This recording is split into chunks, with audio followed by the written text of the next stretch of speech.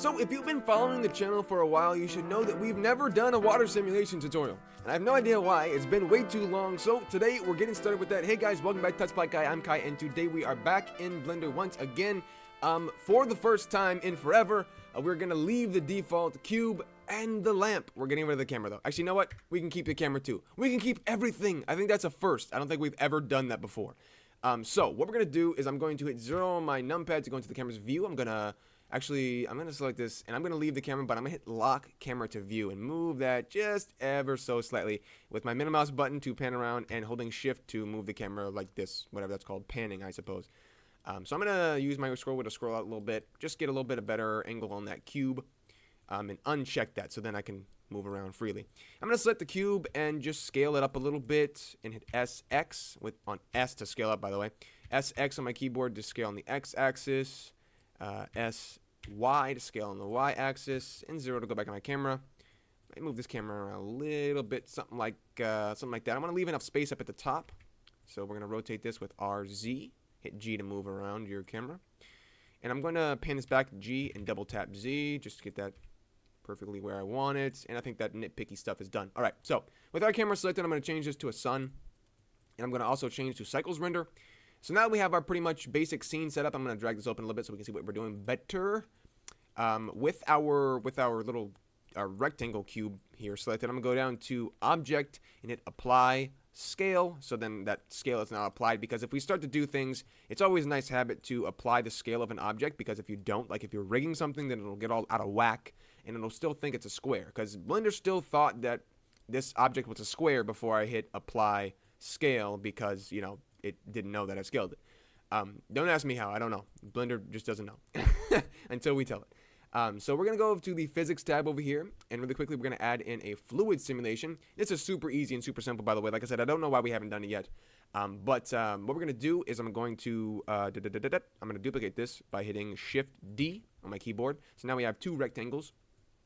With either one of them, doesn't really matter which one. I'm going to hit Tab on my keyboard, the Tab key.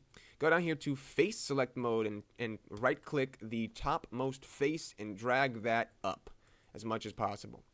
I'm also going to tab out of Edit Mode by hitting Tab and hit S on my keyboard to scale that up just a little bit. So now if we hit Z to go into wireframe mode, you should be able to see that we have our initial rectangle just a bit smaller than our other rectangle. This is going to be our domain. I'm going to raise that up a little bit more, by the way, by hitting Tab and raising that up a little bit more, just like that.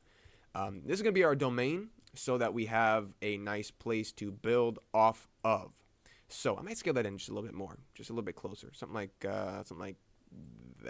Maybe we should just leave it right there. Yeah, really close as we can get to it without it actually being on it. Something like that. That's pretty good. Really, really close. All right. So now what we're gonna do is I want to grab our initial rectangle here, and we're gonna change this fluid type to fluid. And we're going to select our big old box. This is going to be our domain. And we're going to click Domain. We're going to change that type to Domain. We're going to hit Shift A or go over here to Create and add in a cube. So now we have a second cube, and this cube is going to be up here. We're going to drag that on up out of the way. I'm going to leave that in the middle for this. The other simulation I did, I put it off to the right, but I'm going to leave it in the center for this. Maybe off just a little bit. Okay, something like that.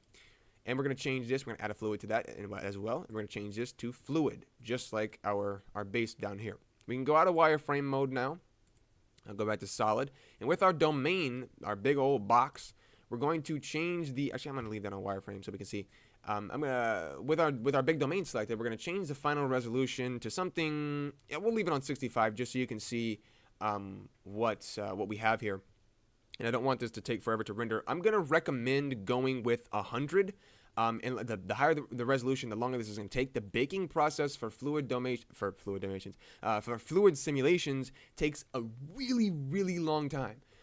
So like a lot of people say they recommend doing 500 or 600 or 700.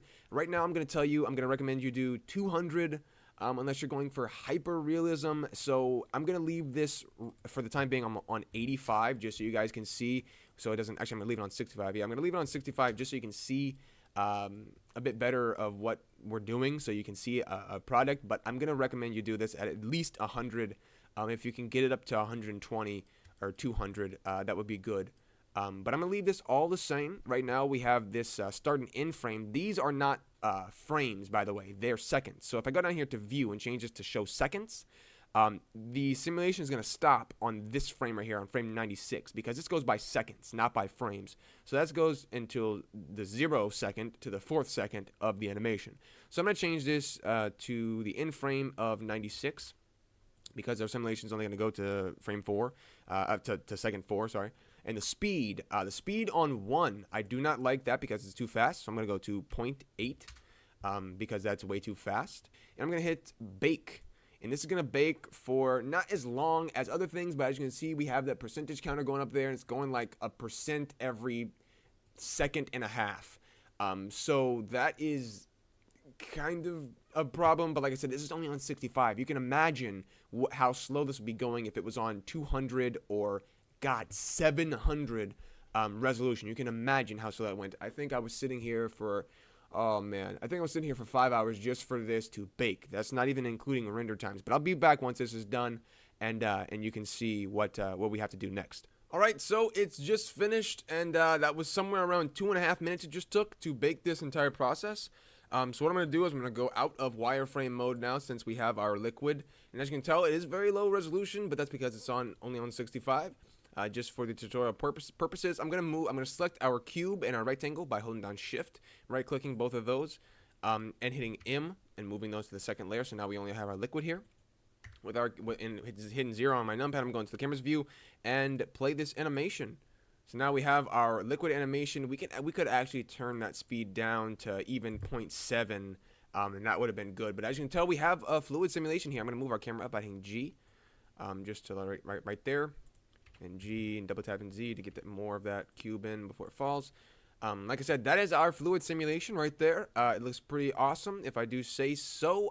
Something we can do to make this a little less low poly looking. If you were doing low poly, this is perfect. This is great. You don't have to do anything to it.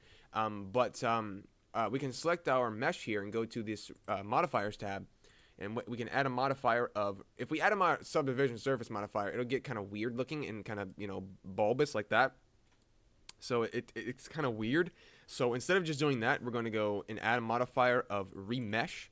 And we've used this before on the channel, but we're going to be using smooth today. We've used block before, but we don't want to do block. That's for a future tutorial. We'll be doing that in the future. But right now we're going to be using smooth. And I'm going to turn the octree depth up to 6. And I'm going to uncheck remove disconnected pieces so that we have those droplets still, because we don't want to get rid of those. Those are precious. So what we're going to do after that, we're going to add a subdivision surface after that. So now we can add that in. It's a little less bumpy. We're going to change the view up to 2, and we're also going to make sure smooth shading is on for our mesh here, and smooth shading right there as well. As you can tell, the difference is great. So without the subdivision surface, we have that, and without the remesh, we have that, and then smooth shading, of course, we have that. So, like I said, those are all pretty necessary to me. So now we have a much better fluid simulation. Of course, it's going to lag a little bit more, but that looks much better than it did previously. That is our fluid simulation. I hope you guys enjoyed this quick tutorial on fluid sims. I hope I helped you out. Let me know which one to see down in the comment section. I'm going to be doing something very similar to this in a future tutorial, maybe the next tutorial, I don't know. I am going to do a water material tutorial as well, so stick around for that. I'm going to put a card up on the screen for that right now. So I will see you guys in the next tutorial, but until then, bye.